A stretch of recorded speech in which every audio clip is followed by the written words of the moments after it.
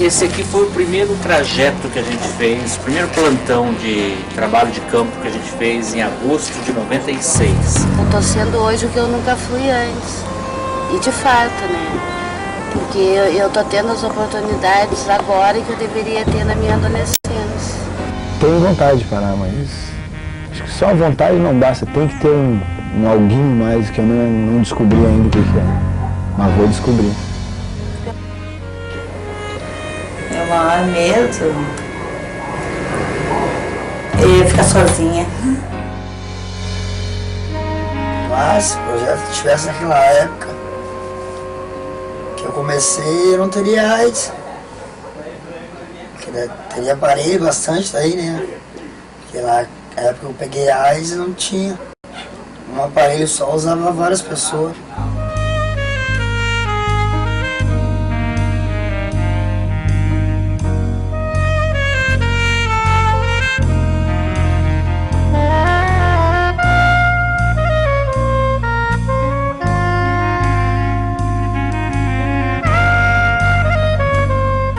Duas realidades abalaram a nossa história recente, as nossas últimas 2 ou 3 décadas. Uma delas é o uso de drogas e a outra é a existência da AIDS. Me parece que essas duas realidades, muito mais ligadas ao estigma do que a qualquer outra coisa. Acho que a descoberta desses dois grandes problemas que a nossa sociedade e o nosso tempo vem enfrentando, a gente se sentiu obrigado a encontrar alternativas. As primeiras alternativas foram extremamente moralistas e muito mais ligadas à doença, a delito e a pecado. E a gente sabe que isso não resolve e não resolveu nada. Ao contrário, só fortaleceu esse lado estigmatizante do problema. A existência da AIDS mostra uma coisa muito interessante, e o uso de drogas também. O uso de drogas mostra que vale a pena esperar, que a maioria das pessoas que usam drogas um dia para de usar drogas e passa a ter com isso uma história de vida muito forte. O resumo é que vale a pena esperar. E a AIDS nos ensina, como ela traz consigo essa força da morte iminente, que quando a gente descobre que a morte vem realmente, a gente descobre que vale a pena viver.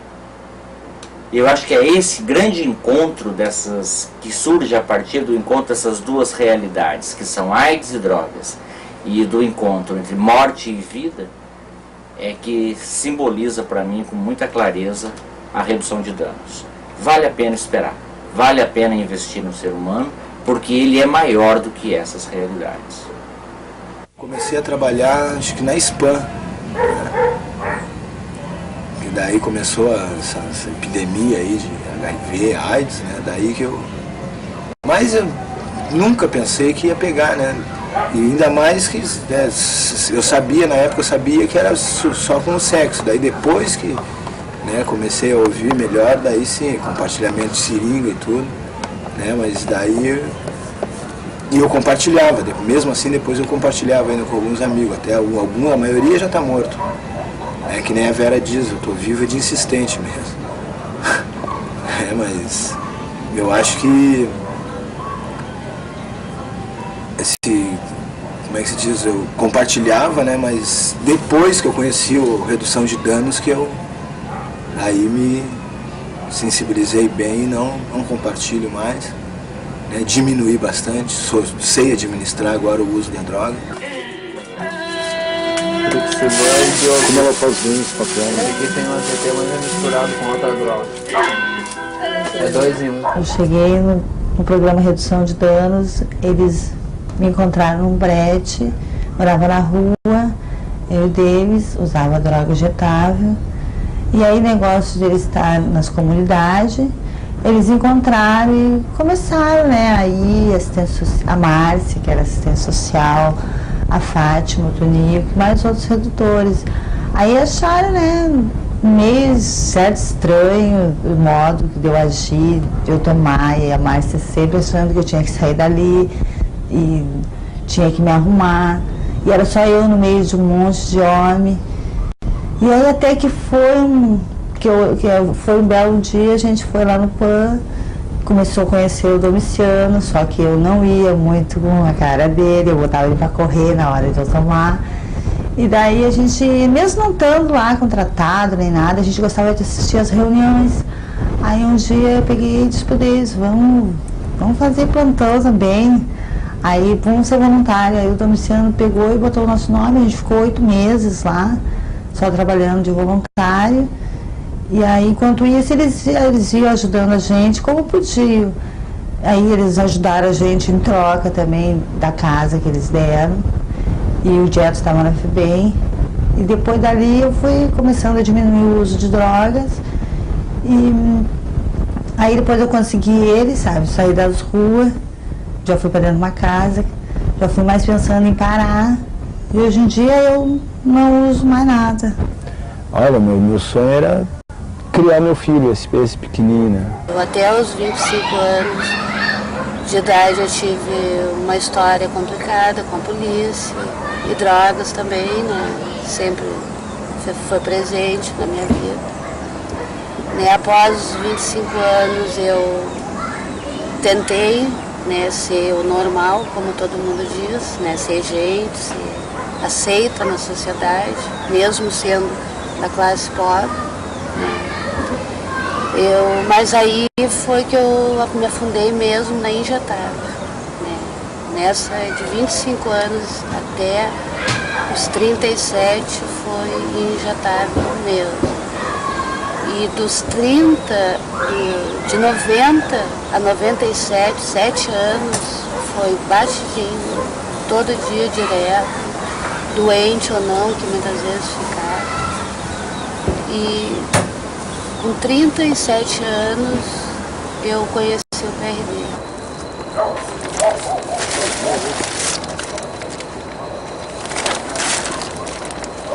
É assim que eles vivem, né? Nossa, direto, como é que é, os colchões, e lá embaixo empoçava a água. Aqui não, aqui escorre. Sabe que eu quase um ano mais ou menos que eu vim pra cá, né? Eu tinha parado de tomar 20 anos atrás. Há 20 anos eu tinha parado. Isso, 20 anos atrás eu tinha parado de tomar. Aí resolvi tomar de novo.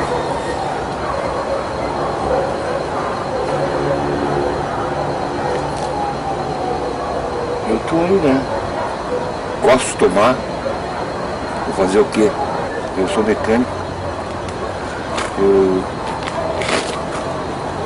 estou ajudando um amigo aí, uma grande causa. Né? Tomara que dê certo. Acho que vai dar certo. A gente tem que lutar, né? A grande causa é abrigar o desabrigado, o viciado. O viciado, o toxicômano que está pegando na rua, né?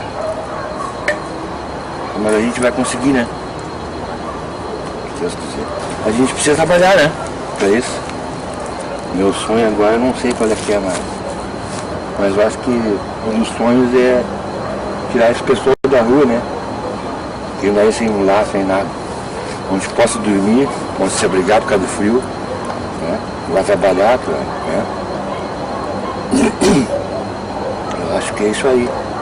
Essa foi a primeira casa do programa de redução de danos, a primeira família, né, que assumiu a redução de danos. Eu cheguei aqui através da Andressa, que era bem pequenininha, e do Natan, que é esse menininho que tá rodando por aí. E o Tafarel. Vai botar do outro lado do cano, né? E um de 100, né? Tirar de 50 e botar de 100. Eu não ia ter esse. Se não fosse ela, realmente eu não teria chegado aqui, porque a Maninha, né, que é a tua mãe, ela que, a Andressa, que eu ficava sentado ali naquele tronco ali na frente, isso há 4 anos atrás. Aí comecei a conversar com a Andressa e com aquela menina que eu não lembro mais o nome dela. Ana Paula. Ana Paula, ela tá por aí ainda? Tá. Então eu ficava conversando com elas. E foram elas que me colocaram em contato com a Maninha, depois com o Tigrão. E o Tigrão fez esse projeto aqui, né, de recolher as seringas. E a partir daí se tornou a primeira vez que a televisão filmou o programa de troca de seringas, na prática, foi aqui nessa casa. Eu aceitei o projeto porque a mortalidade da AIDS aqui era muito grande. Eu perdi 3 vizinhos aqui, um casal inteiro aqui, a minha esposa também. E vários ficaram contaminados. Agora, com esse projeto, que começou o projeto, eu já senti que o projeto já salvou várias vidas aqui, porque agora aqui ela, por causa da troca de seringas, reduziu as mortes. Quem tem o vírus tem, mas não tem mais aquelas mortes como antigamente, que várias pessoas pegavam uma seringa para 5, 6, 8 tomar, né? Conseguiu tomar, como tomava minha mulher, então eu tomava assim, uma seringa. Pegava a água fria ali, eu pegava na quente. Nem todos tinham a mesma ideia. Eu sempre tinha uma garrafa de álcool ali para... Era uma só, não existia o projeto mesmo. Quando o projeto chegou, o projeto chegou tarde aqui mesmo. Se o projeto chegasse antes, tinha salvado várias vidas, né, cara? Várias vidas mesmo. Porque meus camaradas, meus amigos, todos que abaixaram, tanto o brigadiano, como polícia, pobre, paisano, você viu? Mas eu perdi assim, dessa maneira, dessa doença aí. Quando ia saber já era tarde, não tinha acompanhamento, não tinha nada, não tinha troca de seringa, os caras iam lá, quando não havia seringa, os caras iam lá no mato, lá no morro, lá pegavam a seringa velha, 5, 3, 4 seringas velhas no saquinho, lavava e tomava novamente. Antigamente eu tirava 300, 500 seringas aqui, era só eu mesmo, e o pessoal do morro tudo tocar, agora que o projeto expandiu. Pra mim foi bom mesmo, que ficar bravo para de ver, né? Que era toda hora, todo momento. Esse cano aí parava, esse cano era um cano aí, antes era uma caixa, a caixa estava sempre cheia, então eu fiz um cano daí, eu projetei um cano ali, que era ali na rua o cano, mas é que o cano estava dando muito golpe em mim. Eles faziam que ali tinha era um cano, e eles largavam assim, às vezes uma pedra, um galho, e tu pensava que era, assim, já larguei ali. No outro dia tu ia ver, era pedra, e era na rua ali. Agora eu vou terminar minha casa, vou botar de novo ali. E fazia a troca, e deixava um tijolo aberto assim, chegava ali, largava ali para não me acordar. Eu e minha mulher, então eu chegava ali e pegava a seringa ali. Mas aí começou a aparecer uns giloló aí, começaram a pegar os arpões e ia vender. E eu ali pegava, metia que largava, pegava e vendia os arpões. Aí eu parei e botei o cano para dentro de casa, ficou mais seguro mesmo. As minhas crianças não tocam a mão na seringa mesmo. Tem nada a ver com a trocação, eles não trocam também, se quer trocar tem que largar ali dentro, eles ali dentro pegar uma seringa, vocês vão largar ali dentro, eles não trocam, eles não pegam na mão mesmo, tem que largar no cano ali, senão eles não trocam.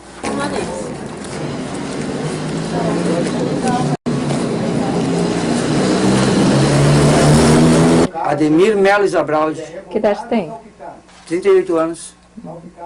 E por que te chama de louco? Apelido aqui, nessa vila aqui todo mundo tem apelido, né? E eu também já. Tem dentro dela. Tem dentro dentro. Ô, Maria Luísa, dá uma luva pra ele. Não, a gente pega com a luvinha, que aí você se protege também. Deixa ele dentro de dar uma caixa limpa pra você. Ele pode deixar aí, meu Deus. Vamos juntar, ó, segura isso. E aí nós vamos fazer o seguinte, eu ilumino ali, você cata as que caíram, né? E troca de cá. Essa até que não caiu nada? Acho que não caiu algum. Né? Isso, a gente vai ver se eu trago mais luvas dessas aí pra deixar aí pra você, cara. Aí eu distribuo também, pessoal. E pra você usar mesmo, porque aí você não precisa pegar mais ela. Porque depois que abriu o arpão, aí você já tá meio... Um mochinho. Essa luzinha daí que é boa. Sim. Não tem mais. Ontem eu tava catando, que esse negócio de vir ontem. Isso aqui tem que dar uma em geral, eu saio de manhã, cara, e vem de tarde, de noite. Um fuzil externo. Aí. Mas qual a cor? Não é a cor é que você é vermelho, azul, Amarelo. Davis, dá Tem alguma coisa de mais chuva. Você não quer resolver isso aí depois, não? Não é. Já resolveu? Aí, mais um. Dá uma caixa nova, tem? Tem. Então vamos deixar, a gente não precisa nem tirar nada dessa. 12. Isso. Tem mais umas que eu deixei no... Ah, na garrafa lá. Então tá. Ó, Lô, pega essa aí e bota aí dentro aí junto.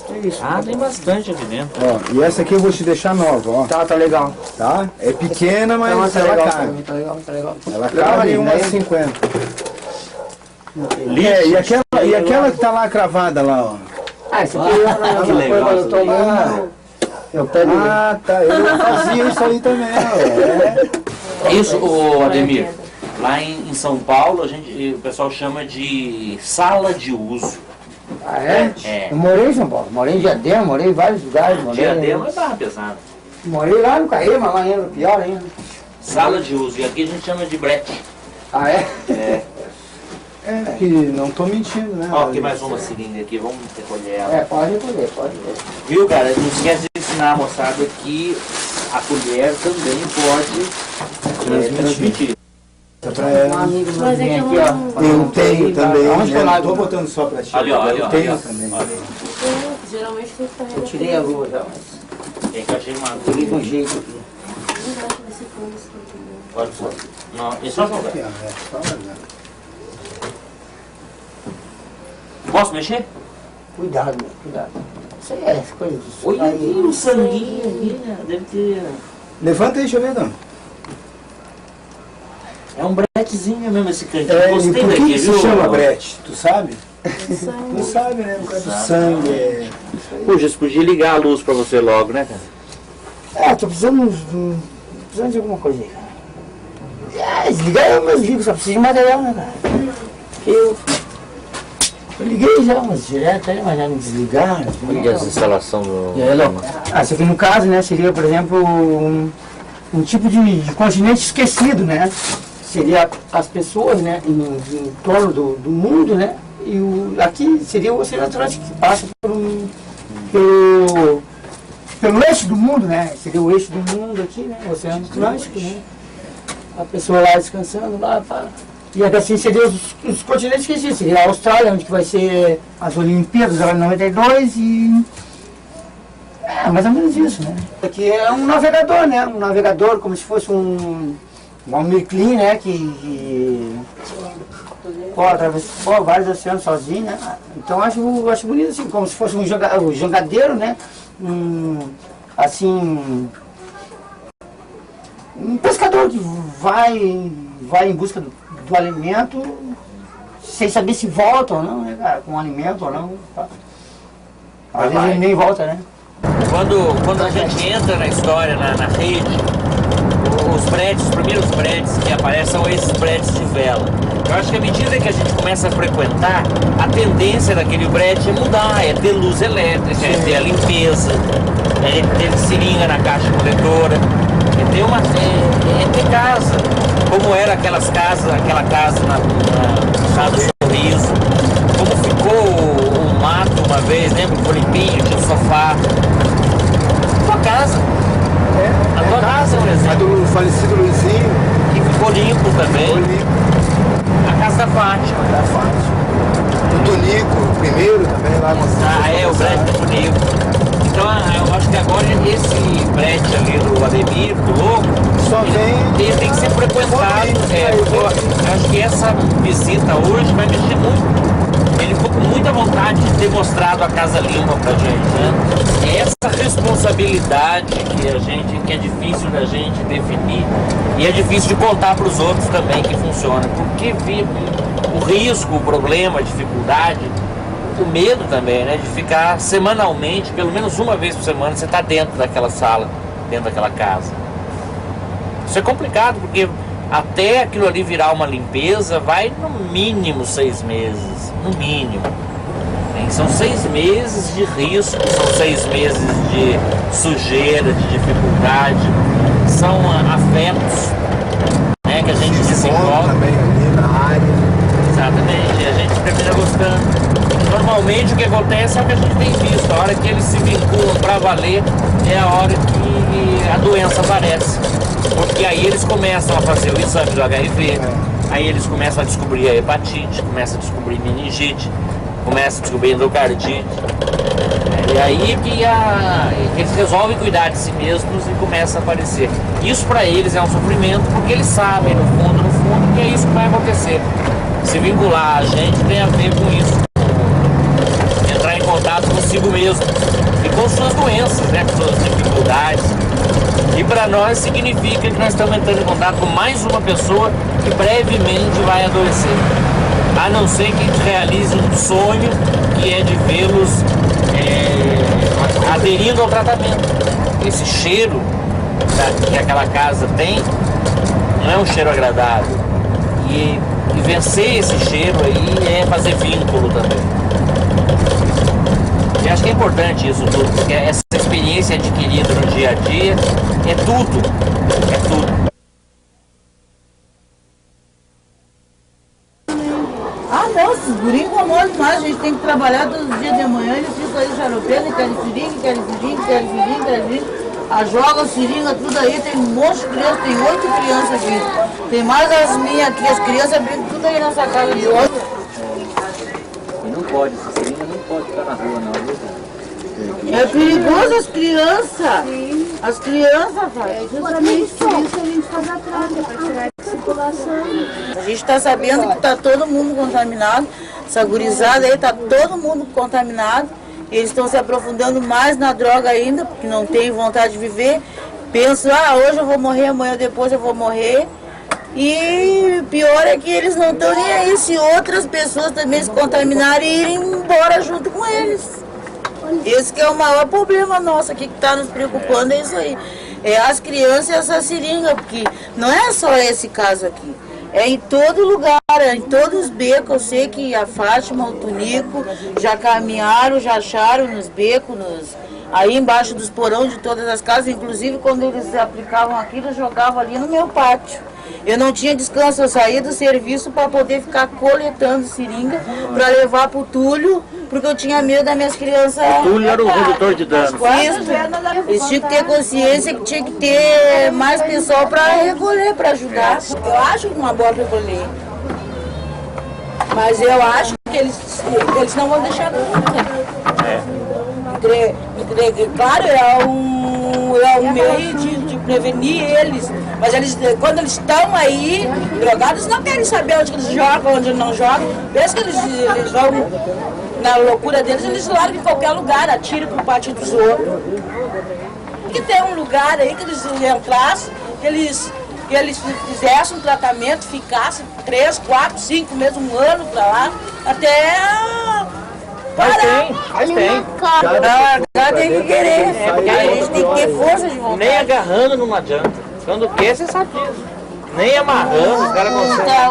O trabalho deles, tia, é da prevenção, porque todos estão contaminados. Você vê lá na cadeia, por exemplo, um lugar que a gente pensa que as pessoas foram agarradas e colocadas lá. E lá dentro é o maior índice de infecção de AIDS, está lá dentro. Ou seja, lá dentro está cheio de gente que está usando seringa contaminada. Eu entendo o que você está dizendo, eu também queria isso, mas não adianta.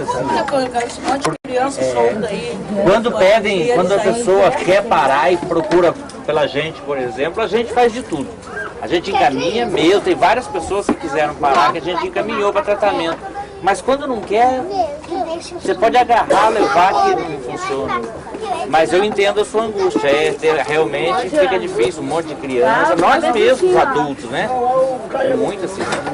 É por isso que esse problema é uma epidemia, e não é só em Porto Alegre, não é só aqui não, é no Brasil inteiro.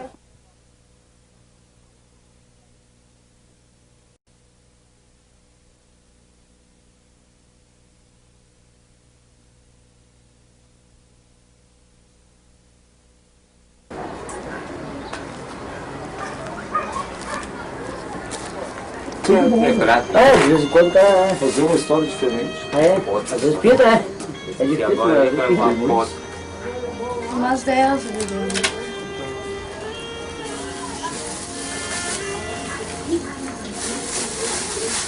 Aproveitei um monte delas. Mas não reutilizou. Tu reutilizou não? Não reutiliza, cara. Eu tinha Se tomar 500 doses, tiver 500 seringas. não, mas daí isso aí é exato. Uma seringa. Não tinha. Sabe por quê, Rude?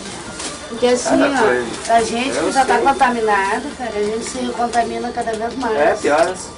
Sabe? É, que a médica me falou, ela disse, parou com o remédio, depois agora vai começar de novo e já está pior a situação. Né? Você usa drogas desde que idade? Desde 91, quando eu descobri que estava com HIV. Eu comecei a usar drogas, porque peguei a HIV por transfusão de sangue. Levei umas facadas e no pronto-socorro fizeram a transfusão de sangue e fiquei descobrindo que estava com HIV. Daí deu aquela tucanação no cérebro e o meu irmão já usava droga, já eu não usava. Daí comecei a usar droga, pau. Só fumava uma maconha, tudo, mas isso aí não era nada. Foi uma coisa que eu também foi mosterona, me deu um treco para morrer. Tem 3 numa tacada só. Tem aí? Esse bicho subiu muito rápido. Eu tinha visto uma... Ali tem umas ali atrás. E a água sobe aqui. Lá? É que eu não limpei o pátio. Tô lá cansado, esse cara aí não limpa pra mim. É uma agulha. 3. Aqui tem a arquinha pra ver. Olha lá, ó, pega aí. Que tem? Mas se quiser tem até uma dose aqui dentro. Né?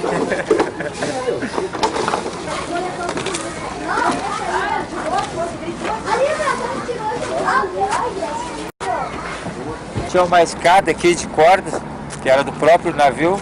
Nós tocava para baixo, subia, depois estava lá em cima para tomar droga bem descansado, nós recolhia a escada. Quantas seringas vocês usavam por noite? Eu geralmente usava umas 5, 6. E jogava tudo na água? Tudo na água, ia para a água as seringas. Durante quanto tempo vocês fizeram isso? Olha, bom tempo. Bom tempo mesmo. Há mais de uns 8 anos nós usamos esse navio aqui. Seguido. Como é que descobriram vocês? O incêndio do navio que deu esse problema, senão nós estávamos usando ele até hoje. O que é droga pra ti hoje? Uma droga. Droga não é fácil. É pura ilusão só na cabeça do cara. E a vida? O que é a vida? A vida é tudo, né? É tudo. Se eu pudesse ter ela inteirinha sem droga nenhuma, eu tava com ela boa.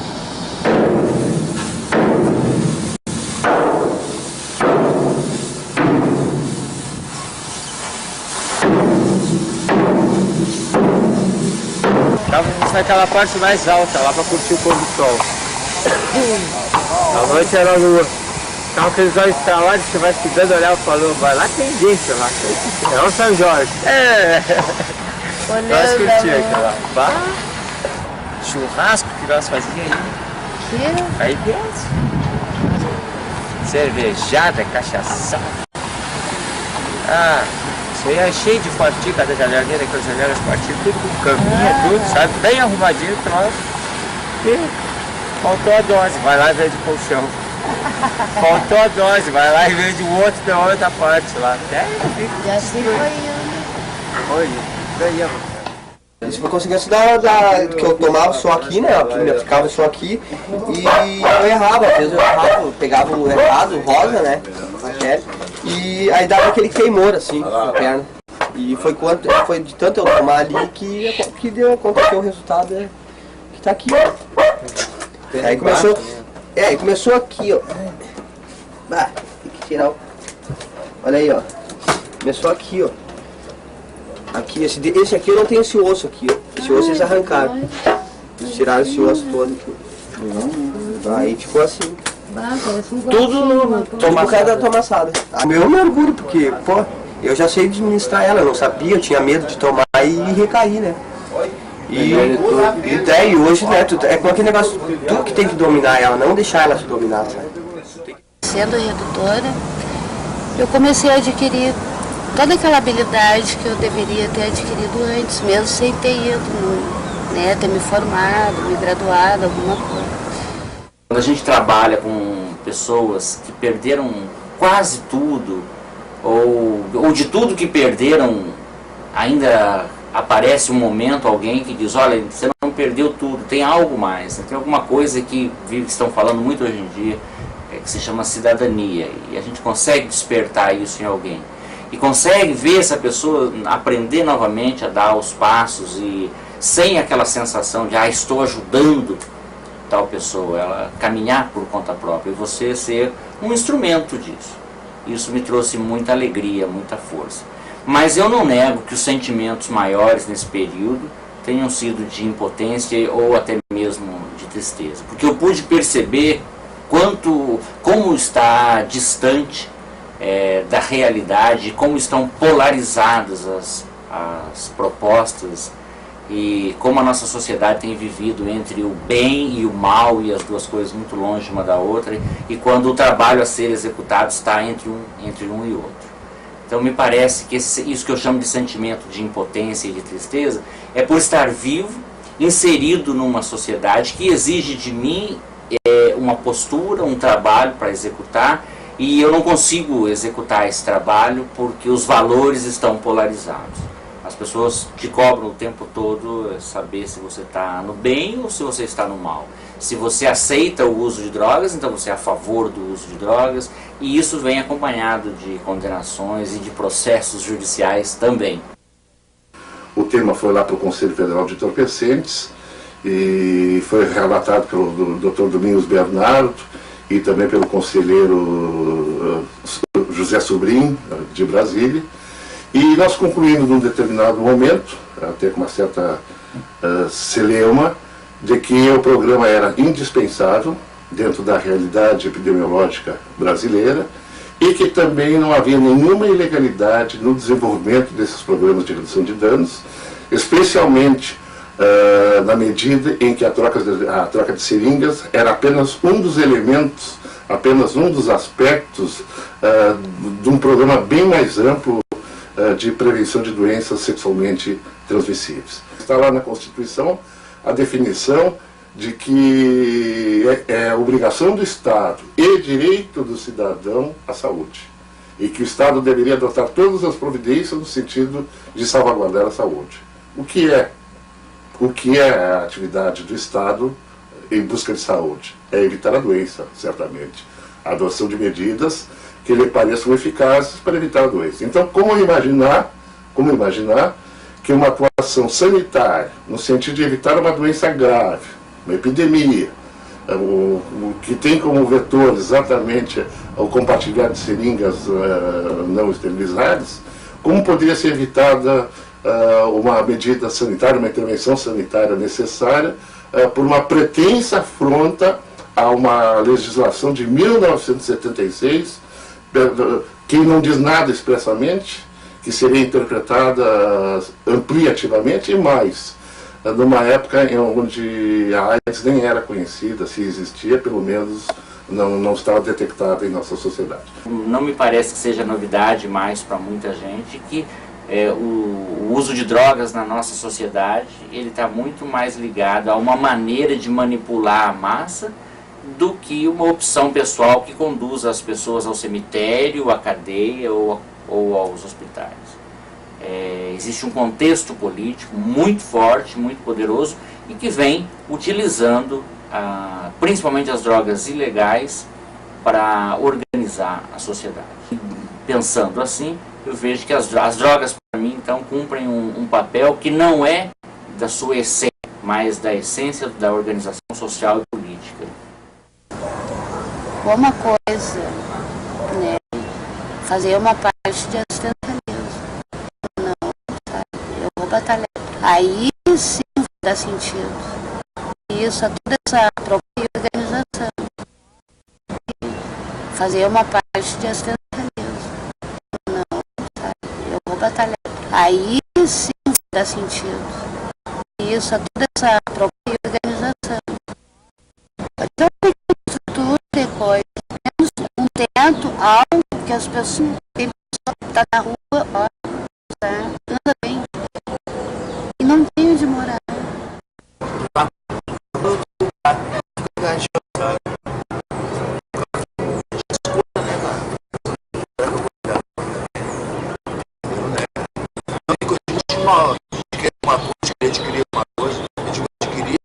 A tua saúde, a tua felicidade, né? A tua liberdade, né? A tua liberdade a gente teve esse tipo que a gente tem. Para trás, voltou para trás, a gente voltou para trás. Se tu voltar para trás, aí tu quer seguir de novo. Para trás, voltou para trás, a gente voltou para trás. Se tu voltar para trás, aí tu quer seguir de novo.